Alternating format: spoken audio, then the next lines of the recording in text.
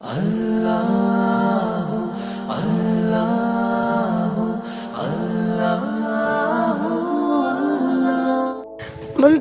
আজকে জানিস, আজকে যে খেলাটা আমি খেলেছি সেই খেলাটা আমি একটা মিথ্যা কথা বলছি। তুই কি মিথ্যে কথা বলছিস? আজকে আমি যখন আউট হয়েছি তখন আমি মিথ্যা বলে আবার খেলা শুরু করেছি। তাই নাই? কিরে, ওরা এখানে কি করে?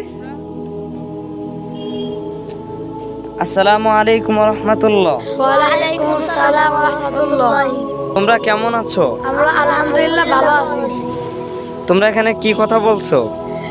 আমরা এখানে আজকে যা আমরা খেলেছি সেই বিষয় নিয়ে আমরা কথা বলতেছি। হুজুর, এ জানেন আজকে মিথ্যে কথা বলিছে। কি, তুমি মিথ্যা কথা বলেছো? হুজুর, খেলায় মিথ্যা কথা বলেছি, তা কি হয়েছে? খেলার সময় কোনো সময় মিথ্যা কথা বলা যাবে না। মিথ্যা কথা বলা মহাপাপ। মিথ্যা বললে মিথ্যা মানুষকে ধ্বংস করে দেয়। বুঝতে পেরেছি, আর কখনো মিথ্যে কথা বলবো না। হাদিসে আছে, রাসূলুল্লাহ সাল্লাল্লাহু আলাইহি ওয়াসাল্লাম বলেছেন, তোমরা মিথ্যা কথা বলিও না। মিথ্যা বলা মহাপাপ।